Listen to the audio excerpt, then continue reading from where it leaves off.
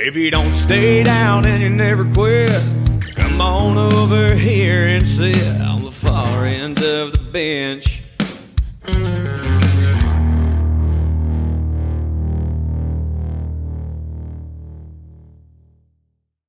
Hello, ladies and gentlemen. It's good to see you guys again. One real quickly. I'm just gonna pop It's this up. playoff week, Jimbo. Yeah, It's playoff week for you boys. There we go. If I wasn't living at home, I'd have a cigar in my mouth. Life is good. I can't really complain. I can complain a little bit, but you guys know I can't complain.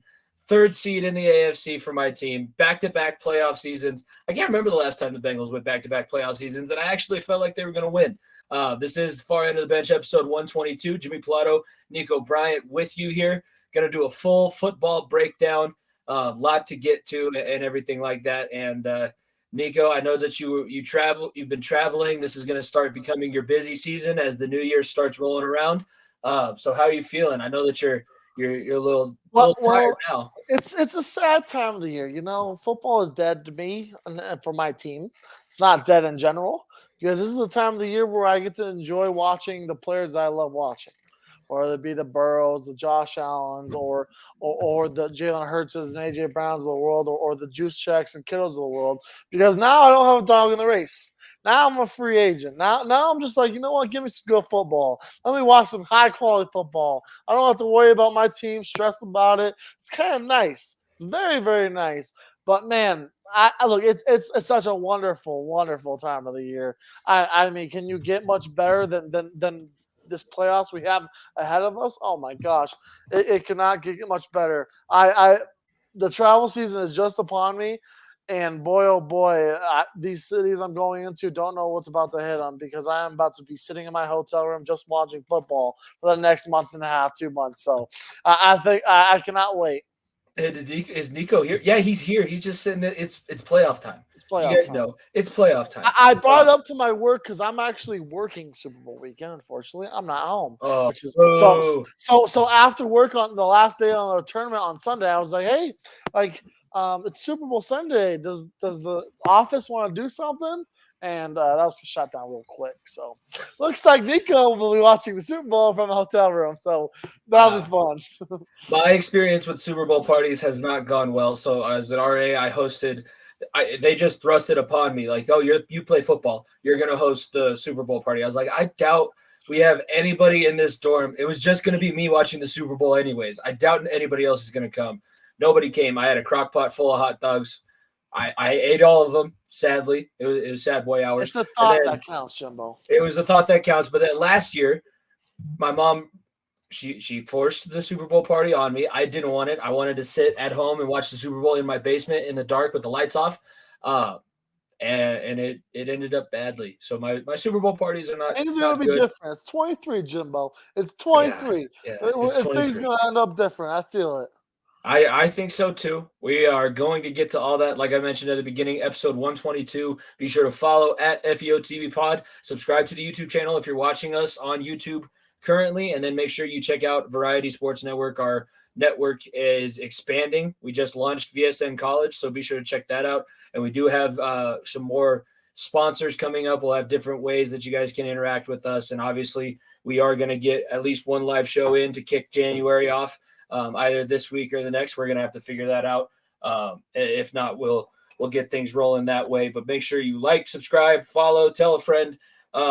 We've been getting a lot of good feedback. I haven't talked to you about it yet, but I'll talk when we're off the air. We're doing a lot of good things, and we appreciate everyone that's rocking and rolling along with us. Let's get to the sad stuff. The sad stuff is, Niko, the king has not been dethroned. If we're going to talk about this, do we want to call it a championship game? Can you call that a championship game? Oh man, Jimmy, I'll raise my hand. I'll be that guy. I didn't watch a second of that game. Oh, I had it on while we were doing Talking the Gridiron, and I set up my TV now, so I have a screen going, and I have a screen going. I'm doing exactly the opposite of what I tell my kids to do. I'm multitasking, but I can do that. I'm an adult. I had the game on here, and every time I would look up, like Darren would go to me, I'd drop a hot rant, spitting hot fire on Monday night. Make sure you go back and listen to Talking the Gridiron on Variety Sports Network. And I would look back up, and it'd be like it went from 35-7, 43-7. 58-7, and Rev and I were both watching and just giving like live updates. Oh, it's 65 now. It's 65? Yeah, they could have scored another touchdown and covered the over by themselves. That's how I was driving home from work at 5:00, so I missed the first quarter. I checked the score as I get home, as I do from my hour drive home. I'm like, it's 17-7. What the hell's going on already? And then I park my car, make dinner, then I blink and it's 35-7. I'm like, oh well, I guess I'll find something else to watch tonight. I guess I'll find something else tonight to watch. I guess I'll turn something else on. I was really took my horn too much. Hey, I don't know if you remember 2 years ago when we were rooting for fucking punts in the national championship game when we covered it. I don't know what we would have done last night or on Monday night. I don't know what we would have done. That would have been just brutal. Go Dogs. We would have just switched over, like had a basketball game on in the background. I'd pull a Kevin Harlan and try and call 2 games at once. That was rough. I doubt it sucks because it sucks for a couple of reasons. One, it's cool to see a team go back to back, and now I guess they're in contention. Going back to back hasn't been done in I think over 100 years of college football, but they are in contention to do that. Kirby Smart sounds like that's exactly what he's looking for. He's not happy at all with his 2 national championship rings. He needs another one. He's embodying Nick Saban at this point. I think it's just slowly the power of the ring is going from Bilbo Baggins now slowly over into Frodo, and it's just that was a lot. Here's the other thing, though. Think about this. Georgia, I believe, has probably close to 20, at least 25 5-star prospects, guys that they get from JUCOs, guys that they get to transfer into them. The roster for TCU has 1 5-star recruit.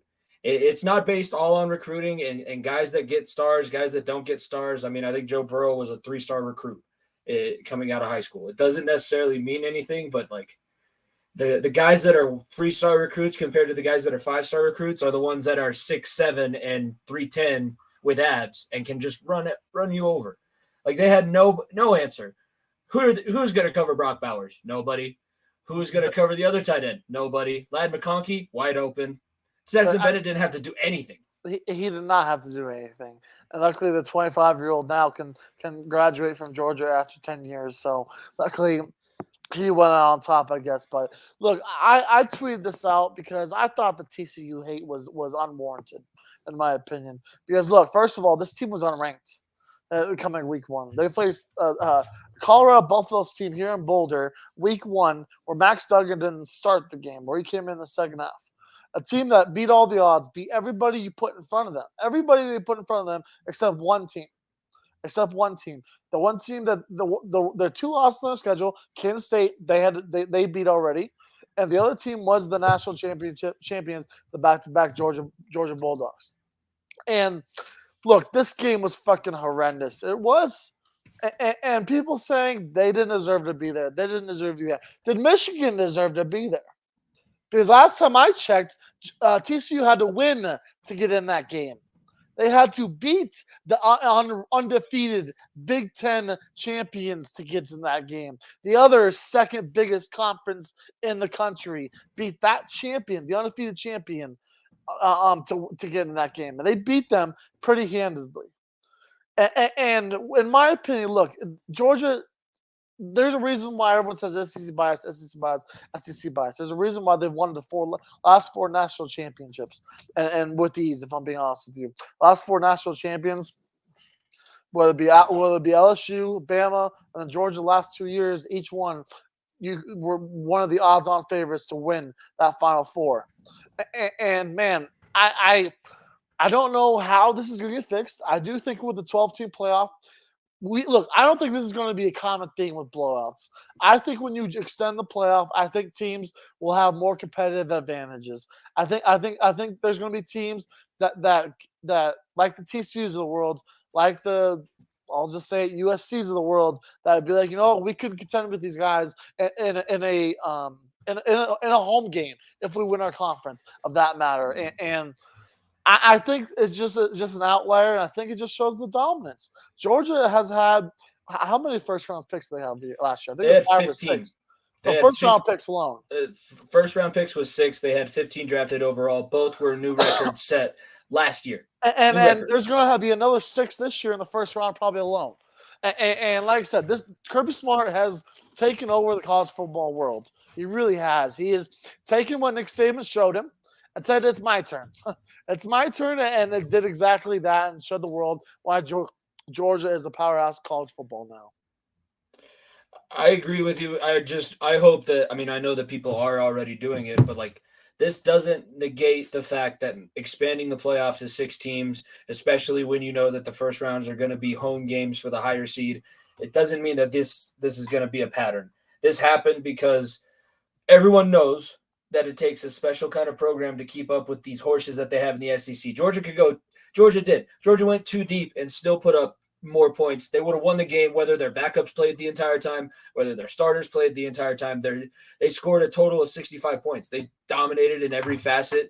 Literally, you can't say anything was wrong about it. I think they had one 3 and out. That's one negative. That's what Kirby Smart was so upset about. 1 3 and out. They scored on every other offensive possession.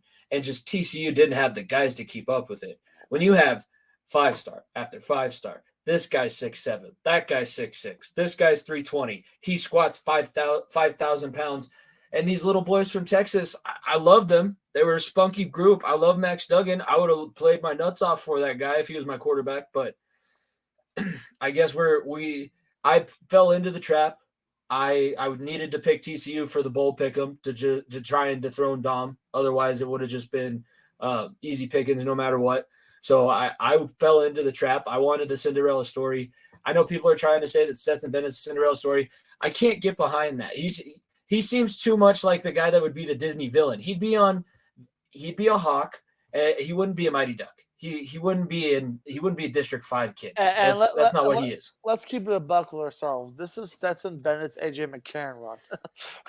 if we're being honest with each other, because Stetson Bennett will be a 5-year backup in the NFL that will amount to maybe 1 start or 2 starts in the NFL because of injury. And he got 2 national championships, and he'll go work in finance in 4 years. That's Stetson Bennett right now. And look, I'm putting nothing against that because you know what, Tim Tebow probably is the exact same way. But he won. So he was the top of his sport at the pinnacle of it. So you can never take that away from him. It's just a lot more bragging rights in the cubicle in 6 years, unfortunately. Yeah. When you're an insurance salesman in Athens, that's going to be a great story you can tell. Great story, and a lot of people are going to come for you for their needs. But yeah, like I said, look, Stetson Bennett's going to be a 6th round, 7th round pick. He may even jump to the 3rd or 4th round, but the guy won't amount to nothing. And it was a product of their team.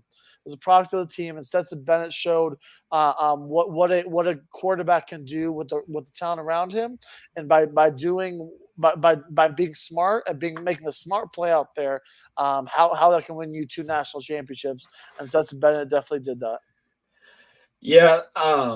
The other person that I was concerned with on Georgia's roster, I thought that it was finally Brock Bowers' time to come out. It's not. He has to stay in college for 1 more year before he qualifies to be in the NFL draft. I don't know what the Bengals are going to have to do to get that guy. He's gonna be a difference maker at tight end. He's so big. He likes to block. I don't know. Like, I don't want him to have the same career as Gronk because obviously Gronk got really hurt towards the end. But if he was able to kind of put himself into that mold and take it from there, I think he could be a player like a George Kittle, a Travis Kelce. He already knows where to find the soft spots. He makes Stetson Bennett's life just everything's covered downfield. Cool. I got this 6'6" monster that's faster than everybody, and he's got the best hands on the team, and he's just going to go take this and score. And that's a guy that will be a 2nd or 3rd round pick. And look, it's not his fault. If we're honest with each other, it's the position. It's the position. It's the mistakes people have made in years past with the Damn you, Noah Fant. Noah Fant, Kyle Pitts. I mean, we could go down the line of tight ends, 1st round tight ends that people are like, I probably could have got you in the 3rd round and bid someone better. But yeah, look, it's someone's going to be very, very happy with his level of player in next year's draft. I absolutely agree with that, and I just hope someone doesn't just jump too high on him and put these unrealistic expectations on a first or second year tight end. Shout out of your Falcon Minds podcast for the Kyle Pitts drop. I know that you guys probably love that one. Small dig. We got to throw our jabs where we can. I guess the last thing to talk about, 15-0 on the season. It's impressive whenever it happens. This team in the last 30 games, I believe they're 29-1. Their loss being to an Alabama team that beat them in the SEC championship, and they avenged that loss. So, I mean, there's no doubt that's the premier program in college football for the next at least 3 years. That's going to be the program that you're going to have to compare yourself to. Like, are we doing what Kirby Smart and the Bulldogs are doing in Athens? Because if we're not, we got no shot. We have to be working twice as hard as they do, and it seems like they're going to go right back to the grind. They're going to start winter weights on whenever they get back to school, and things are going to be rolling again. Like Kirby Smart, like I said, wants 3 national championships. He's not good with the ones that he has currently. That's not what he's here for.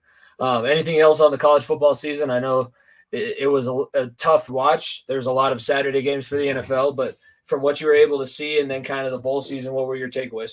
I do think that college football is moving in the right direction. I think the NIL made these past couple of years a little interesting. I think you can see why the SEC's dominance has really showed the last couple of years because of this NIL deal and because of these type of moves. And I think this extended playoff will show like teams like Kansas State, teams like obviously the Alabamas and the Tennessees of the world, that there's going to be some discrepancy, whatever the discrepancy. There's the word I was looking for. Discrepancy in college football over the next few years. I don't expect Georgia to be the top dog for much longer. Looking at their schedule next year, I see that it's horrendous, and that there's a very good chance they can go 12-0, 13-0 again. So things may not change, but I would love to see obviously new blood, and I love seeing new blood in the mix this past year. So I was impressed by this year. I just look for all those people out there saying that college football is better than the NFL. Monday night was not a good look for you. Yeah, but the New Year's Eve games, I will stand behind. The semifinal games were the best that we've seen so far. So they at least had one good round. That's really all anybody was hoping for. I mean, I love the national championship, but by that time I was back at school. I had school the next morning. I was both seasons out. I don't understand what the hell this Monday thing. College basketball does it too. Why? Why can't you hook it up with the NFL and be like, we get one Saturday at the last week of your season? Like, come on. It doesn't not really matter that much. Give us the one day. Because first of all those college students that travel to SoFi Stadium where it was the dumbest build to a stadium in the world, where it poured rain on the poor TCU fans in the third level. Those TCU fans had a bad time. You're going to have a bad time. And they had to go back. They probably had a red-eye flight back to Texas. That probably got grounded on Tuesday. Yeah, they probably didn't make it. They probably got grounded, and they had to do planes, trains, and automobiles home after just watching their team get bludgeoned to death. I don't understand why that has not been fixed in so damn long. Every single year, we're like, why the hell is this on a Monday? Like, what are we doing here? Like, come on. There's a couple things like that day. I think you could definitely say the day after the Super Bowl should be a national holiday because, come on. Yeah, come on. It's going to get there at some point. When we have a 20-game regular season and the season ends in February, you're going to be able to, like, you'll hit Martin Luther King or President's Day. You'll get the day after off. But I think that needs to be a national holiday. And I would say, that first Thursday, Friday of March Madness. That's when everybody definitely should be just the token spring break first 2 days off. Just take work. Just take work off. You don't need to be there. They're not gonna miss you. They can get by. I remember like everyone glued to their phones in college watching as the first week of March Madness. Like, I don't know how anybody got anywhere, but we did.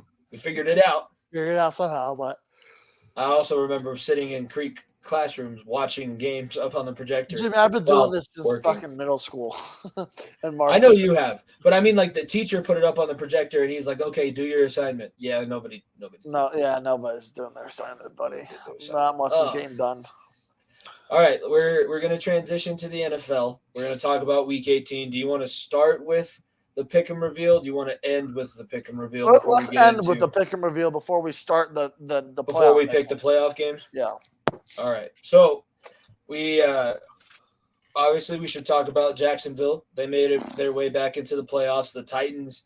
That's about as bad a way you can finish the season as possible. You were 7-2. You lose your last 9 games.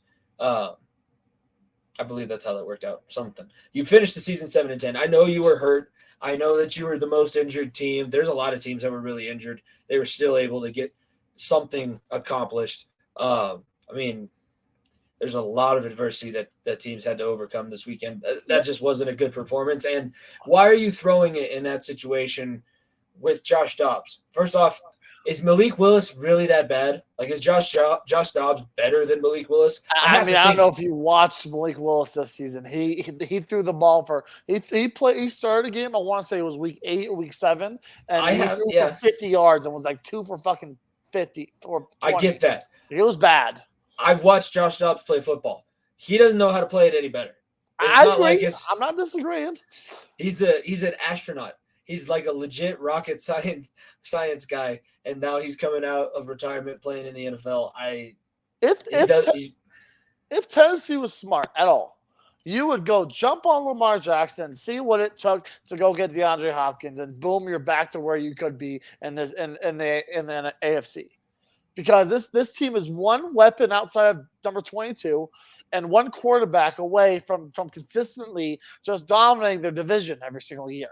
And I said it, the Jags are going to take over this division. They will. But Malik, like I said, you're not in a position to work on a rookie quarterback. You're a team who's won your division, two of the last 3 years? Something like that? You've been in the playoffs. You were number 1 seed last year. And here you are relying on a guy who has been a backup quarterback for 4 years and a rookie quarterback. You put yourself in this position. Yeah, and it started with trading your best receiver. There was the end all be all right there. You trade away your second best weapon, arguably your first best weapon, and you say, you know what, Tannehill, you can just beat it on your own because you're that talented. There was your first mistake right there. Derrick Henry's getting older. He is getting so much older. And at some point, this Titans team, like I said, with one of the best coaches in football still, in my opinion, in Vrabes, they could have figured it out by now. They could have figured it out how to get to that, how to represent the AFC in the Super Bowl, in my opinion. They could have figured it out by now. But it's one position that's holding them back. It's the Kirk Cousins effect with Ryan Tannehill. There's a reason why Tannehill was a fucking receiver in college. Like come on now. I don't know how he's lasted this long, but even when he is playing, I'm just like, no. Like he's not the guy that's going to lead your team where it should be. The only reason why your team was where it should be is number 22. Everyone knows it. I know it. Jimmy, you know it. Everyone who ever watched Tennessee Titans football game the past 4 or 5 years knows the team runs on the back of 22. And at some point, that's going to come back to bite you in the ass, and it finally has. And teams like Jacksonville seems as though they have taken over this division.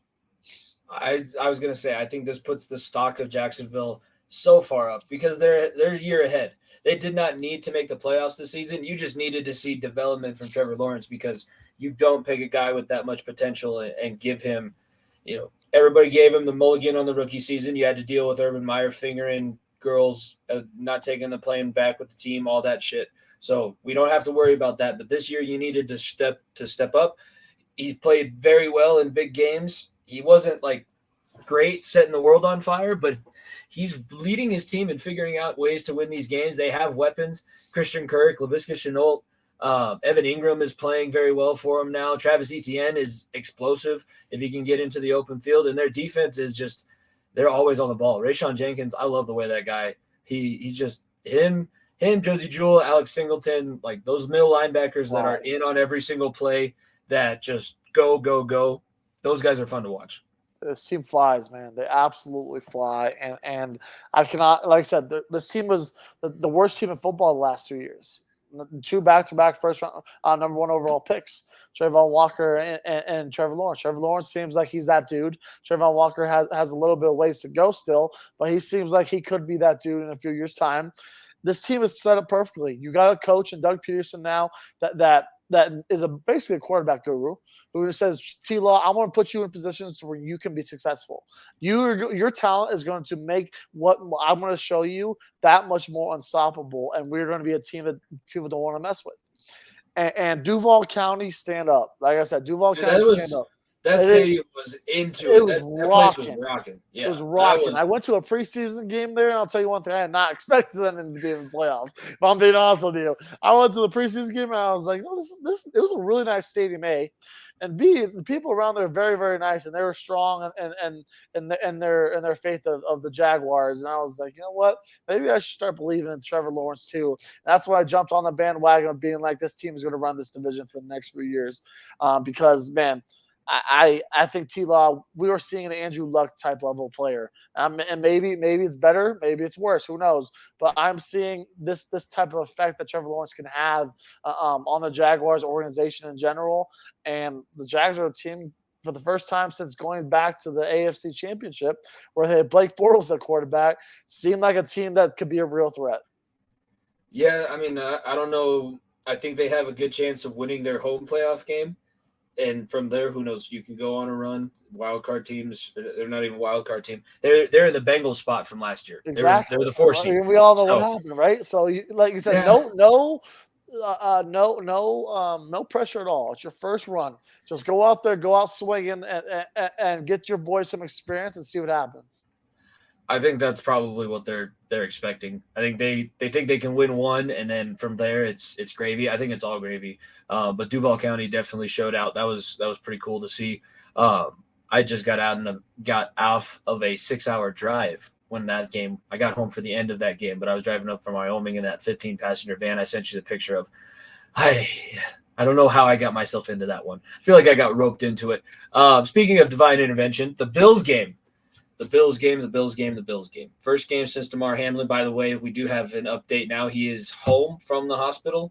Dude recovered, or at least got himself to the point where he could have left the hospital 9 days following the sudden cardiac arrest that happened on Monday Night Football against the Bengals. We talked about that situation and how it was handled. They did recognize the training staff this week. Ironically enough, the training staff did come into play in the Sunday Night Football game, so we'll have to get into that too. But the opening kickoff, Nyheim Hines, 96 yards, all the way to the house, and from there, there's just so much emotion you could feel from the Bills. The Patriots, give to their credit, were playing their ass off. They knew that if they won, they had a shot of making it into the playoffs, and I think that they would have been ecstatic with that. They're just not very. It's not good. Like their offensive play calling is terrible. I don't think Mac Jones is their answer, but they were in it. They were playing hard, and then Nyheim Hines gets another kickoff return, and it's just at this point like, okay, we get it. It's like Disney movie. You don't have to set it up anymore. I know that they're the good guys. Everything good is going to happen to them today, no matter what. It's the Bills' day. That's all that we're here for. And that's how it ended up working out. They get the win 35-23.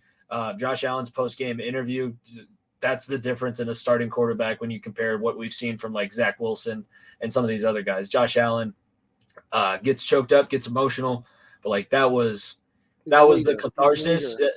That was the catharsis that team needed. That was the catharsis that fan base needed. I think it was a catharsis that a lot of us watching around the country needed, because this brought a lot more people than just Buffalo and Cincinnati. It brought in the entire sporting world. The entire country was hoping and praying for a recovery, which it looks like that's the road that it's starting to lead down now, which is great to see. But it was something special. I mean, I don't know. What did you feel when you saw that was what happened? And like, did you expect something like that to go down? Did you think maybe there was something in the cards like that?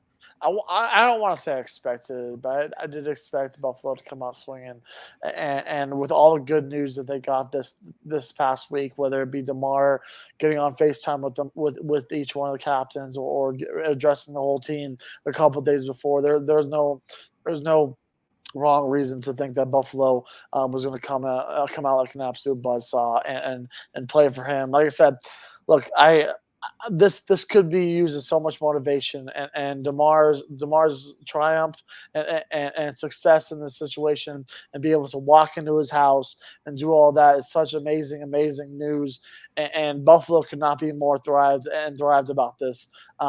It's a situation where, look, it's a tough situation, but life moves on, and Buffalo seems as though that they have their sights set on one thing. And they're playing pissed off. They played pissed off last week, and you don't think that when they get to face a division opponent again this week that they're not going to play pissed off. They absolutely will.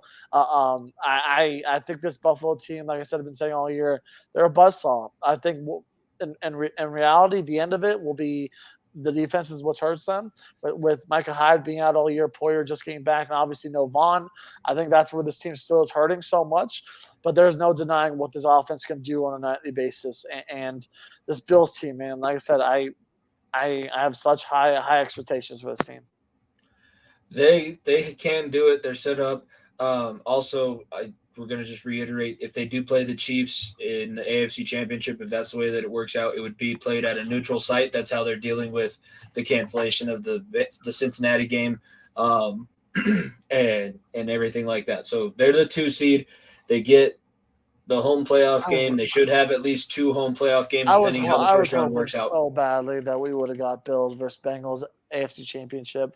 I was hoping so badly. I was hoping for it too, and your Broncos could have helped me out. The Raiders could have helped me out. We did. We beat the Chargers. It wasn't. You needed to beat the Chiefs. If the Chiefs would have lost one more game, we had the tiebreaker. I was pushing daisies there. That was being hopeful or something. But you were close. You were 3 points away. I know we were. You guys teased me. That was mean. That was rude. You shouldn't have teased people like that. The Bengals-Ravens game is the next one that we'll move to. The Bengals get the win 27-16. Neither side really played football because they know they were locked into this matchup again for this week. They're playing same place. Bengals are going to be the home team. They did not have to do a coin toss. Joe Mixon did. He did Chad Ochocinco proud. Ochocinco tweeted out, somebody needs to flip a coin, since that was the way the NFL was going to handle if the Ravens won, which would be stupid because the Bengals have 3 more wins. 2 more wins and 3 less losses than the Ravens. But, Roger Goodell, that's all I'm going to say about that. At least it worked out and played off the way it should. So, yeah. Well, I kind of just want to focus, Joe Burrow just set the new mark for passing touchdowns in a season. I think he's at 36, maybe 37. The defensive line with Trey Hendrickson and Sam Hubbard is different. That sack fumble in the end zone, that was much needed. At that point, that game, to be honest with everyone, I fell asleep midway through the second quarter because this game was so goddamn boring. They just were not – it was barely football. You could barely call it football. Trey Hendrickson gets the strip sack fumble. I'm like, I'm good. I'll take a nap here and be just fine. There's obviously a big question, but we'll get into that when we start looking at the first round matchups for the wild card. But that game is interesting because it's the 3rd time the teams are playing. It's 1-1 on the season series so far, so you don't have to worry about the old adage, it's tough to beat a team 3 times. And may the best team win. And everyone knows who I'm pulling for. Everyone knows who I'm pulling for too, if I'm being honest with you. Yeah. I'm not that big of a dick. I'm gonna pick I'm gonna be rooting for your team too. All right. I'm a co-host here. Yeah, I appreciate it. If they lose, will you jump on the live with me post game and cry? Because that's what I'm gonna need. I probably won't be that bad, but I'll support you all the way through. I will. I absolutely will. No, by the way, that's a good time to bring it up. We will be going live. I will be going live after the playoff game. So Sunday night, join me late night. We'll see how I feel. No school Monday. So I might be able to hop on, but we'll see. It's gonna be. Maybe I'll talk Darren and those guys to jump on too, because it's either gonna be really good or I'm gonna. I hate it when my division rival knocks me out of the playoffs. I just can't live with it. It hurts me. It hurts my soul. That's why we always worked hard, because you and I both. I like winning. I hate losing. I just can't. I refuse to lose at anything before. I will give up. I will rage quit in the middle of it. I don't want to lose. I will get off. I will get out somehow. I will come around, turn this around, beat things out. But no, I can't. It's a deal lot with the different Ravens. losing to a quote unquote team of destiny if you do lose to the Buffalo Bills than it is to a And they're not a divisional like not the a divisional Ravens. I can't opponent. lose to the Ravens. Can't Yeah, lose to the well, Ravens. I've lost to the Steelers twice in the playoffs. I don't want to get knocked out of the playoffs by the Ravens. One I thing that I'm asking for. wholeheartedly agree with that if I were you. The Dolphins backed their way into the playoffs. Mike McDaniel, classic stoner, does a lot of work up front, coasts through the middle of the semester, and then pulls it out on the final. Somehow gets a C in the class. That was ugly. Like, again, how do you call that football? Those two guys who barely knew how to play quarterback. Nobody scored a touchdown. I don't even know how they got to 11. Honestly, I just know that the don't either. Dolphins. I didn't watch the second of that game, but poor Skylar Thompson. Here's Miami, second offseason in a row. We're like, is Tua the guy? And this year it's a lot different. It's like, yeah, is Tua going to should Tua survive? be the guy? Because Tua probably could do a lot better right now with his life than have to deal with this bullshit. For his health, we should probably stop him. Is where we're at with Tua. Stop him, yeah. Let's be his own safety. Then the rumors come out this week that McDaniel is on the hot seat. Saying, well, what about Sean Payton and Tom Brady? Here we go again, right? Here we go again, Ross, right? Stephen Ross does not learn his lesson. He's got his hand back in the cookie jar. He's meddling again. It'd be a terrible idea. First of all, I do think that Tua should never play football again.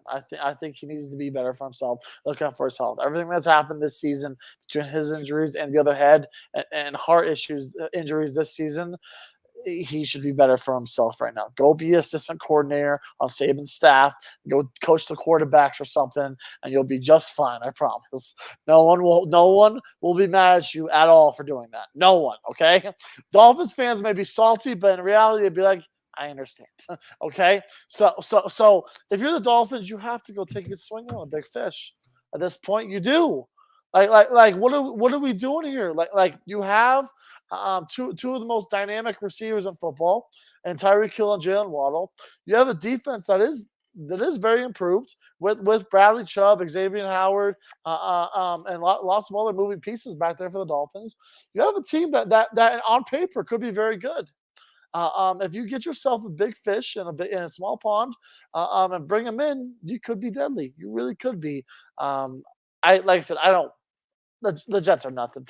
It's plain and simple. It was throw Joe Flacco and Mike White out there just for the pity of it because they're so fucking done with their quarterback. So I have nothing else to say about them. I'm just glad they didn't make the playoffs. So the Broncos are not the longest playoff drought in the NFL still. So thank you, New York, for doing that for me. I appreciate that, Dom. Thank you very much. But yeah, Scott Thompson's going to be fresh meat on Sunday. I have a bad feeling. I think it be Jimbo, but yeah, I'm still crazy though. Dang, almost. No, I think the backup quarterback going on the road in the playoffs as the 7th seed, that's just in Buffalo. Yeah, in Buffalo. That's going to be where the problems come in. Your Broncos did get a win. I'm just going to throw that out there. I will say I'm not going to speak much about it, but I'm proud of them. And maybe I think you guys should keep Latavius Murray. I think I do too. Good presence. I agree. I do too. I think he could be the number one back until Javonte gets back throughout middle of the year or whenever he gets back next year. And look, the other guy wasn't bad either. The QB search is on the way, or not the QB search. The coaching search is on the way, and there's some interesting names. There really are. The Jim Caldwell's, Jim Harbaugh's, Dan Quinn's. I said it the last time. I've been convinced possibly on the Dan Quinn. That's all I'll say is I might have been convinced. Are you gonna do another first year head coach that's got no experience? No, that is so far gone, Jimmy. I get exactly my point. Well, Dan Quinn is not a first time head coach. I know that's what I mean. That's because I said you guys should have hired Dan Quinn before you hired Nathaniel Hackett. I'm not disagreeing with you, but I was so on the mindset of this team needs an offense, and apparently this team did not need an offense. They need everything on offense. So because the offense wasn't a thing. Look, Dan Quinn seems like Gary Kubiak hire. And Gary Kubiak wants a Super Bowl. It's not the sexy hire. It's a hire where a guy had some success on a bad team. Plain and simple. Falcons are a bad team, and Dan Quinn had some success there. He got to a Super Bowl with the Seahawks, with Russell Wilson. He has some familiarity there. And look, he has a knack for good coaches around him. Well, you say what you want about Kyle Shanahan and that choke job in Atlanta. He brought in Shanahan as the OC. Kellen Moore being an OC in Dallas with him has done a decent job with what he's been given, basically. So I think Dan Quinn would be a great hire. Obviously, I would love Harbaugh. I think Harbaugh, and I know he's a choke job. We can say that, whatever we want to say about that. But the man has only lost 2 times in the last 2 seasons and is 24-2. I will take that record all day in the NFL. So the man knows how to win. I'm shocked that he's going to leave. Like, it's looking more and more every day like he is going to. I thought that he has a job for life. I thought he was set, especially now that he can beat Ohio State. They're going to beat Ohio State for another two years. I mean, that's what they're built to do right now. So I did not expect Harbaugh to be as interested in the NFL as he is. Last game that we'll touch on because it sealed up the number 1 seed in the NFC. Oh, and then I do want to talk about just the Lions game and how ridiculous that is that your season ends. Detroit Lions, Jimmy. Yeah, no, I did. Here's the thing. That was just dumb. But the Eagles win. They beat the Giants. They get the 1 seed. Screw me over in the pick'em. What? I didn't say that, but they did. That's all of that happened. Jalen Hurts is back. I did not think he'd be playing, but he played. Jalen Hurts did play 20 of 35, 229 yards, an interception, but we didn't have him in the fantasy lineup this week. They did what they needed to do. They needed the bye because they have a couple guys that are banged up, need to come back. Lane Johnson's one of them. So getting the bye was big. Jalen Hurts can rest. You've got home field throughout the playoffs now, so everybody has to go to the link. I said it on Talking to Gridiron. Obviously, it's going to spoil my picks, but if Brock Purdy tries to go into an NFC Championship game to Lincoln Financial Field, you remember what happened when everybody was like, oh, the Vikings in Case Keenum, and it's going to be this and that and this and that. He walked into the link in the NFC Championship and put out a dud. Yeah, that scares me. Like, that's going to be what carries this Philadelphia team. That was a huge win for them on Sunday, and not giving up the division, not giving up the 1 seed, and controlling what they could control. I mean, the last 2 weeks before that were awful, but they did what they needed to this week. They absolutely did, and it was pivotal for them to be the 1 seed. It absolutely was. Getting Jalen Hurts another week for rest, giving the guys in that defense, the Darius Slay's of the world, who's been banged up, another week of rest also helps so much. And like I said, this Eagles team, everything goes through Philly right now, and that Philadelphia is not an easy place to play. It'd be very ironic if back-to-back, or not back-to-back seasons, but back-to-back teams in the Philadelphia area going to the championship in their city happened because things went through there. So I wouldn't mind seeing it, but Philly has the dogs to do it. They absolutely do. They have what you want in a championship team. They have the defense. They have the offensive line. They have the weapons offensively to complement a very, very an MVP caliber quarterback. Tell me that doesn't sound like a Super Bowl team on paper. It does. And it's really going to be depending on what happens in the AFC, because on paper, the Eagles should roll through this NFC. Outside of one team and one of the best defenses in football.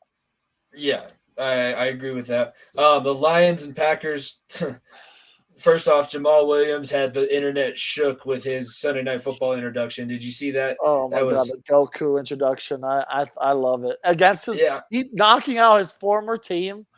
Oh man. When they knew they had nothing to play for. They saw the end of the Seahawks Rams game. They knew that it was curtains at the end no matter what. But I'll ask this. So the Jaguars stock has gone up. Does the Lions, can you as a Lions fan see this season as a success, and is the stock up in Dan Campbell and this team? Oh, it's a massive success, Jimmy. Massive success. You have defined what your team is going to be. That is a smash mouth football team that plays good hard defense, because this defense is not what it could be. But I'll tell you one thing: you have one of the really great young pass rusher in the likes of Aiden Hutchinson. You have a top 3 pick from 2 years ago. People forget about Jeff Okudah, who had his first full season back this year, who looked pretty decent as a number 1 or number 2 corner on your team. You have pieces moving around. I don't know if Jared Goff's the answer. I still don't. I really don't. But right now, you're in a position where Give him a bridge deal. you give him a bridge deal, and your team has a lot of possibilities to make the playoffs next year. Because who knows what Green Bay is going to look like? Minnesota is a choke job waiting to happen, and Chicago is the worst team in the NFL statistically. So all of a sudden, Detroit looks pretty good, Jimmy. I may be sipping the Kool-Aid. I probably am. And I watched the hell out of the Hard Knock season. I sipped the Kool-Aid of Dan Campbell and said, you know what, this team has a lot of young, enticing pieces. In reality, they do. Still don't understand why they trade Hawkinson, because that could have been another big piece for them that they could have used to beat Carolina, who you, if you beat them, you get into the playoffs. But like I said, Detroit has a lot to grow off of.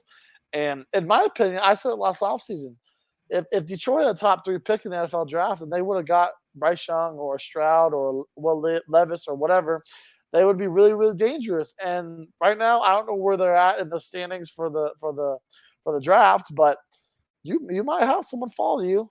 You very well might have a stock like a Justin Fields fall to you, where you're going to be picking up those pieces, and he could sit under Jared Goff, and boom, your team is all of a sudden a damn good football team in the NFC.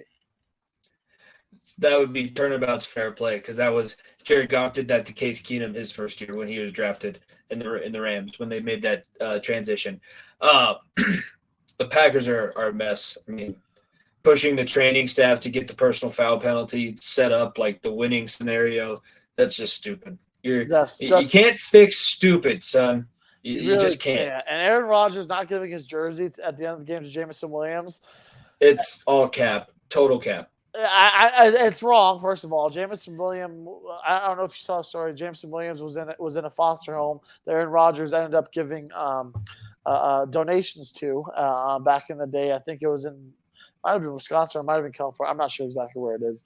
And he really wanted to get that jersey, and him not doing that shows that this is probably the end of the time. I don't know if you remember when Favre walked off in the playoffs against in New England or against the Giants in that Snow Bowl game, but it felt as though this is going to be the last time we see him in this jersey. And whether that be Aaron Rodgers riding off to the sunset or just saying, it's time to move on. It really is. And I think he's about there with this team. Guys like Alan Lazard in the locker room saying, I'm not going to be here, basically, in a post-game interview. That's not a good locker room guy. And right now, if you're Aaron Rodgers, why the hell would you not leave? Or why the hell would you not sail off in the sunset? I think you've solidified yourself in Canton. You're a Super Bowl winning quarterback. Obviously, you would love to get another, but unless you want to go find yourself on the Raiders or go find yourself on a team like the Dolphins or whatever, you're going to be stuck in limbo for the next couple of years. Why not just retire? And I think that thought has crept into his mind.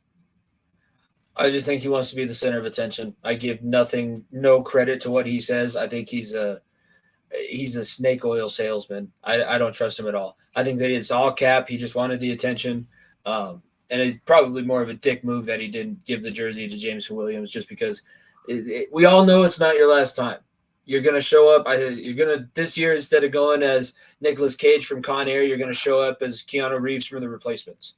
And you're going to learn how to play quarterback left-handed just because you need to have the spotlight on you. So that's not a leader, in my opinion. That's not a locker room guy. He's in the Hall of Fame for what he's able to do as a quarterback and one of the most talented pass throwers the game has ever seen. There's no doubt about that. But you don't win multiple NFL MVPs by not being the best, and he was the best, most talented for a while. So interesting to see how that all worked out. It's going to be the same conversation we had with Favre, Jimmy. Favre won Super Bowl. Aaron Rodgers won Super Bowl. Always was sticking around, but I don't think Rodgers has any all-time records. At least Favre had some all-time records. Aaron Rodgers has surpassed Favre in every record he had in Packers history. I know, but then he's behind Brady in all of them now. Yeah, no, I mean That was Favre when he retired was the best, and then Brady overtook everybody and ran with it. Anyways, the reveal of the pick'em. So I went out on my shield. I said that I could have played it safe, could have just picked all chalk. Would have been easy. Would have been nice. I went out on my shield. I picked the underdog in the last 2 games, the New York Football Giants, did not play anybody. and The Giants did not play anybody. I'm it sorry. was I the should New have. York Giants and the Los Angeles. So Baker Mayfield and the New York Football Giants let me down. Niko went 4-1 last week, finished the season with a 52-37 record. I went 2-3. Only so I had like 2 weeks at the beginning of the season where I was under 500, and then this is my last under 500 record, 2-3. I ended the season 51-38. Hey, So it one was a game. good battle. It was a One very game. good battle this year. I feel good about this. I proved, like I always say that I'm a football guy on the show. I feel like this is, I feel vindicated. All the It was football, a all the very time that good I spent battle, watching football and worked out because I won't fault you Go for picking the way you did, because in it's more reality, entertaining like that way. yeah, it's irritating because the Giants didn't play anybody, and you put your hands in the fate of a team like Baker Mayfield and the Los Angeles Rams. In reality, like if we're being honest with ourselves, I probably because I considered the Lions. I really did. I probably should have went with the Lions. That could have been my deal breaker to make things a little bit more interesting. But I think there was a couple games there where we could have matched a little bit differently. But it's too easy being greasy with 3 wins in a row though. Yeah, no, you are still. I mean, next year we'll do this It's again where gonna we be only a do nail biter a then, certain yeah. section of the game. Yeah, but I'm not gonna throw it away like I did. I was more hoping like one of them would win, the other would lose, so that we had to do the putt match. That's what I was looking forward to. Yeah. What is the punishment? Have we decided the punishment? Do we need an extra week to come up with the punishment? Oof. I may make you get me a Walk belt or barefoot through a something. snowbank. Yeah, I'll figure something out. I'll be generous to you. I'll be generous to you. I'll Dealer's figure choice. something out. I deserve it. 0-3 in the pick'em so far on the 3 seasons, but we have come to the end of the regular season, which means it's now time to start making our playoff predictions. And I say we just keep this same as we've had for the last couple of years. So, first round of the playoffs, if you get the game right, it is 10 points.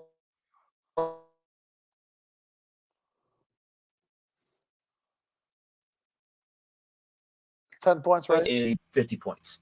Are you Okay. good with rolling that way? Gosh, you're cutting out a little for me. But yes. Yeah, So I know the connection's getting wonky, so we're gonna have to try and speed this up so we can get it all the way through. It's all good. So 10, 20, 30, and 50, you said? Yeah, 10. Okay. Yeah, we'll go 10, Are 20, we 30, doing it and then how we 50. did last year, where we just pick the games and we don't pick the whole bracket, or we picking the whole Yeah. bracket? No, we're just gonna do the wild card games. So just the wild card matchups. Fair enough. So for the first one, let's start with the AFC side of things. We have the 2-7 AFC East matchup, the Bills hosting the Miami Dolphins. Obviously, we talked a lot about the Bills and the Dolphins game from last week. We kind of revealed what we were thinking. You are going with the Bills, yes? Yes, I will be riding the Buffalo Bills. I absolutely will be riding the Buffalo Bills.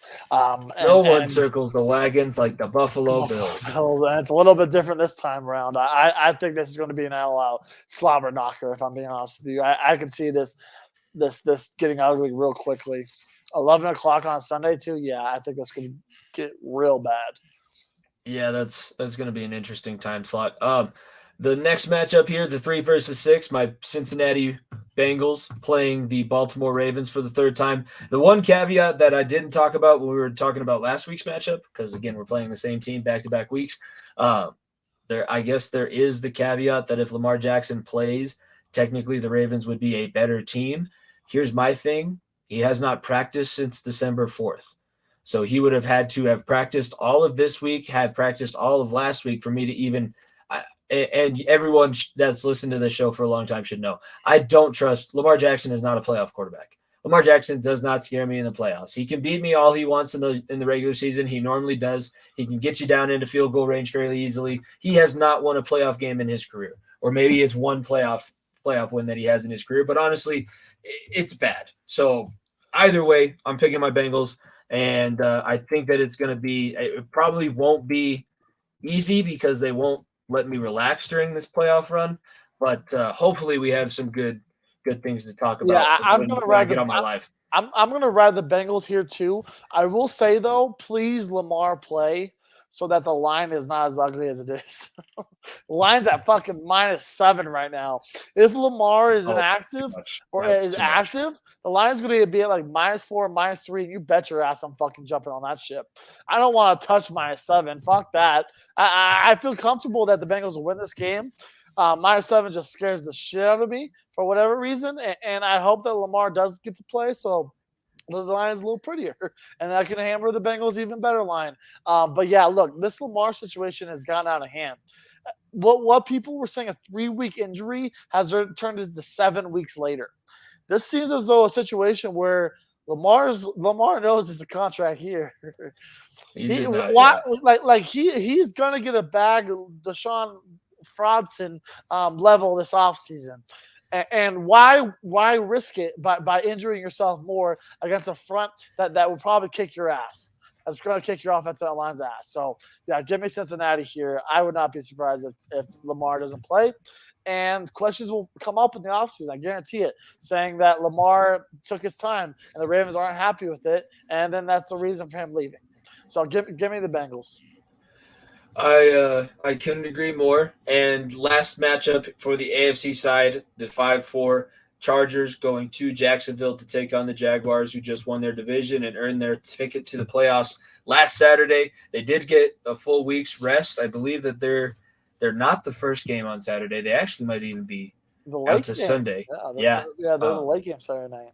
They're the late game Saturday night. So I know that you're probably not going to pick this team, so I'm going to say it first. I'm picking the Chargers. I'm picking the Chargers. They're going to play.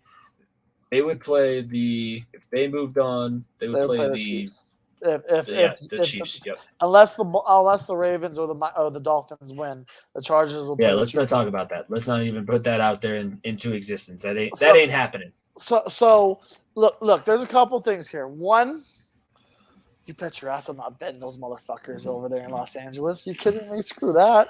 Give me T-Law and give me the Jaguars. I'm jagging off tonight this weekend, boys. I will be jagging off in multiple ways, but I will be jagging off on Saturday night. And give me the Jacksonville Jaguars. Couple things of note here. One, I picked all the favorites. That fucking haunts the shit out of me. That actually, I take it back. Not the favorites. Jacksonville's actually a +2.5 betting favorite, but I picked all the home teams. And I think home games do play in a factor here. Los Angeles. Think about this, Jimmy. 6:15 p.m. Eastern. I think that is right. Yeah, or is that Mountain Standard Time? I'd be 6:15 Mountain Standard Time. That the game will be put off. That will be 8:15. I believe in Jacksonville, unless I'm. You're right. Losing. No, you're doing a good job. Keep going. I know. I was not great geography, but Los Angeles has a long way to go. Which would be how many hours? 3 hours. I think. 3 hours. There you go. Yep, there 3 hours. I learned something in elementary school, but yeah, no, I think that the Chargers. Look, I think Staley would coach himself in the rounds. Look at that game last week, Jimmy. They played everybody for no fucking reason. Justin Herbert played. Eckler played. Bosa played. Mike Williams. Derwin James played. Mike Williams played. Keenan Allen played. They all played. Half of them walked off the field injured. They had nothing to play for. They were locked into that 5th seed. And they had nothing to play for. Brandon Staley is going to coach himself out of this game. And I'm firm in my belief that Jacksonville can shock the world a little bit here and knock off Justin Herbert and the Chargers. I guess because if Brandon Staley got to ride the hot hand last week, they're going to lose. You got to ride the hot hand. So I can see your logic behind it. Obviously, the Chiefs have the bye on the AFC side. So for the NFC games, starting with the 2 versus 7, the 49ers, and they are taking on the Seattle Seahawks. I am fairly certain I know who you're picking in this one. Go hot? No, I'm not an idiot. Give me the Niners. Yeah, You sound like Russell Wilson when you say go hot. Okay, you didn't have to trigger me that early. Give me the 49ers. I'm interested to see, though, what Brock Purdy does. Because this game, in my opinion, is going to be my determining factor of the 49ers' chances in the Super Bowl. Because how does Brock Purdy play in a playoff-type atmosphere against a divisional opponent that I think you beat twice in the regular season? Funny enough, we have 3 or 4 divisional matchups, three division matchups in this wild card round, and a team that you're very familiar with, a team that, look, Brock Purdy played against, that Seahawks have tape against him on, makes me worrisome. But this Seattle team is not going to be able to score that much offensively against how good this defense is for the 49ers. So give me the Niners. It's D'Amico Ryans over there as the D corner has done a hell of a job with those boys, and he's a name that teams should be looking at a lot more for their head coaching position. But San Francisco, give me a big. I think San Francisco also wins. I think Kyle Shanahan's too much, and Pete Carroll, he's already won the trade, so he doesn't need to do anything else. This is gravy. He also gets a 5th overall pick, so not to throw all of the triggering things out there. That's just the facts, man. That's just the facts. Both on San Francisco, then New York going to Minnesota. New York is trash on the road. Minnesota is gold at home. I agree with you. I think the Vikings are an upset waiting to happen. I'm going to get in so much trouble for saying that. It's not even so funny. Much trouble for saying I that. am screwed, but I do think and your girlfriend's going to hate me even more when I pick the G-men right here. She just says you're a hater. She just says you don't know about the Minnesota life. Look, I don't need to know Minnesota life because I know Nug life, and I know a lot of other lives that are a lot more difficult than what Minnesota has to go through. Because you've had talented people throughout your roster for many, many years, every single year, the past however many years, with lots of underperforming people. I could name the Justin Jeffersons of the world. I could name the Adrian Petersons of the world. I could name the Randy Mosses of the world, Chris Carter. You go to list of names of talented players that they've done nothing with. So give me the New York Football Giants, weirdly enough. Oh, wow. And as weird as that sounds, I think last week that they used that as a bye week, and I think that Dable is going to coach himself into a win here in Minnesota. I think, look, the game is at 2:30. Important to note. 2:30, that helps Kirk Cousins. If the game was at 6:15, you hammer Giants money line. But still, since it's the playoffs, give me Giants money line either way. I'm a believer in this Giants defense. I am. I know they beat up on Thibodeau's kind of a tool. I know, but I'm gonna ride the Giants here. I weirdly enough, I'm gonna pick Saquon and Saquon's to run all over this Vikings team. I think this is the one that could bite me in the ass, but you know what? I don't give a fuck. Give me the G-men. I'm sticking with even though I said they're gonna get upset. I don't think it's this round. I think it's next round. I think. That's where I see them happening. So I'm picking Minnesota in that one. Minnesota's a team where I could see them losing this round or making a run to the NFC Championship or let's not get nuts here. I say it's one more round. It's going to be the divisional. It's going to be the divisional. That's it. That's all. They're a talented team, Jimmy. They are. If they win and the 49ers win, they have to go to San Francisco. As long as the game's not at night. That's you have a vampire playing quarterback or the anti-vampire playing quarterback. Speaking of anti-vampires, then we have Dallas and Tampa Bay. Tom Brady has never lost to the Cowboys. The Buccaneers did lose over the weekend, but they were not playing for anything. They already knew that they won the division. 8-9 record on the season. I think it's like the 17th season that Tom Brady has led his team to the playoffs. So yet another stat that is never going to be touched by anyone in the history of the world ever who's played this game. I'm interested to see. I want to hear yours first. Cowboys, Buccaneers. Here's another interesting stat for you, Jimbo. Since 2005, teams with a losing record going to the playoffs, they are 8-3. 8-3. There's an interesting stat for you. So look, Dallas's defense can help them. Dallas's defense is going to have to win in this football game because right now their offense turns the ball over like grandma on Thanksgiving, just giving out leftovers. So I am wholeheartedly just trying to figure out who's going to be the choke artist more. Is it going to be Brady with the playoff game in hand, or is it going to be the Dallas Cowboys who on the 5 or 6 year anniversary of Dez caught it or didn't catch it, they play a football game? Give me Tampa Bay. I like the numbers, Jimmy. I like the numbers. Give me Tampa Bay winning here. I do think Dallas has a defensive player of the year candidate and in the likes of Micah Parsons, and I do think that they have a lot of great pieces offensively. But right now, I think Tampa Tom is going to get a chance here to prove himself again. And I don't think McCarthy has the nuts to beat Byron Leftwich out, or not to Byron. Sorry, Todd Bowles out. And I think that the Buccaneers defense comes to play this game. They haven't showed up all year. But I do think that when it comes to postseason time, there's a switch that flips off in Brady's head. There's a switch that flips off in Brady-led team's head of it's time to turn on now. It doesn't matter how you got there, but you got there. Now let's change the momentum. So give me Tampa. I am picking Dallas. I think they get over the Brady hump. And now we have two that are. You mean just the Dallas hump? Yeah, kind of just the Dallas hump. We have a few that are different, and that's another one. I feel confident. The Giants scare me. This Bucs team is not good. Yeah, the Cowboys kind of scare me because of the Brady thing, but the Bucs offensive line hasn't been good. I don't know if they're 100% healthy, and teams have been able to run against their defense now. Like, they're not the same. 2 years ago, we were talking about this defense the way we're talking about San Francisco's defense.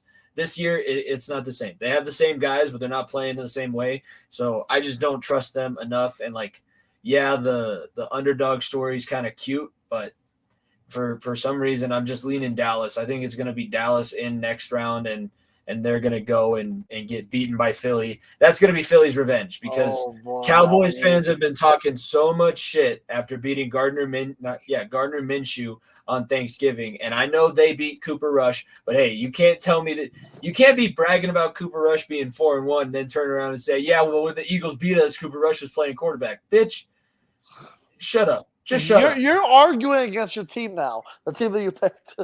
I get that it's in the next round. But next round. I'm not picking the Cowboys to make a deep run. I'm picking the Cowboys because it'd be different than you, and if I get those points, I get those points. I just know better. I'm pretty sure you won the playoff pick'em too last year. Well, no, I might have been because you picked against the Bengals every week. I picked against the Bengals every round because I did it the first time. Yeah, I did it the first time they won, so I had to do it. And so are we going to see this repeat after this round? You just can't pick them against the Ravens? No. Because it was a smart tactic, Jimmy. It was. If they win, I have to keep picking them because whatever I did in the first round last year, I continue to do, and it continued to work. So, but the thing is, you picked them to win in the Super Bowl. I know. And you switched it up. That's the thing. So I'm trying to get 10 points here up on you for no reason. But I'm not switching. I've been picking the Bengals confidently this season. Careful. So be careful. If it was the first time all year that I picked them, it'd be different. If I felt the same way that I did, I told you when we went to the game last year, the Broncos versus Bengals here in Denver, I guys in the bathroom, like, are you guys gonna finish the season like undefeated and make the playoffs? I was like, fuck no. But I know we're beating the Broncos, and I'm gonna see the Bengals win in person because I'd never done that before. It's such a different feel too. This year it's the same story. It's more dominant. They have 4 losses on the season instead of 7. And it wasn't no miraculous second half of the season comeback. It was a solid season. They were with it like every time somebody played the Bengals, they earned a victory. Except for the Browns. It was no week 15 sweating out a game against a team in Denver that had no rights being in the playoffs. And just getting the loaf of bread handed to me by Drew Lock. That was awesome. Yeah, it was staying healthy this year and making sure that you had everyone ready for another playoff run. It's a lot better feeling when you can do that going into the playoffs. My last shout out, and then we're going to be able to wrap this up. So We'll get you some rest here. But Jamar Chase missed like 4 games and still back-to-back 1,000-yard seasons in his first 2 years. That is, we got a guy.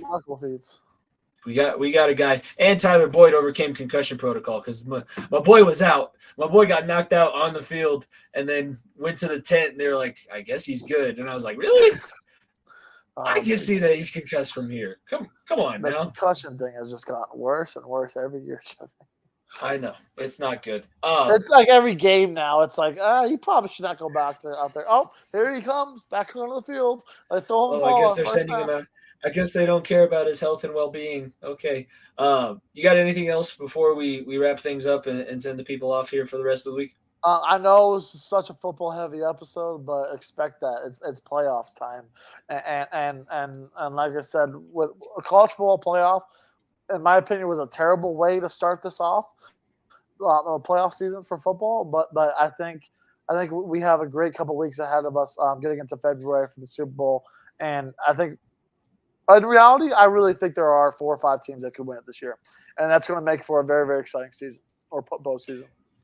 Yeah, we will be back. I will be back Sunday night following the Bengals game live. So follow at FEOTB Pod. Subscribe to the YouTube channel if you're watching it that way. It'll also play through my Facebook. So if you are on my Facebook or in one of the groups that we're in on Facebook, you'll be able to see it there on our Twitter and on our YouTube page. Make sure you follow Variety Sports Network at Variety_Sports_ wherever you get your podcast. Check out all the new shows we're adding. We expanded to VSN College, so things are happening behind the scenes. 2023 is going to be the year we continue to grow. We will have another live show coming for you guys at some point. Maybe, I don't know, maybe we can do the playoff recaps as just our live shows for the first few, but we'll talk about it. Just be sure, follow at FEOTB Pod. Continue to tell your friends.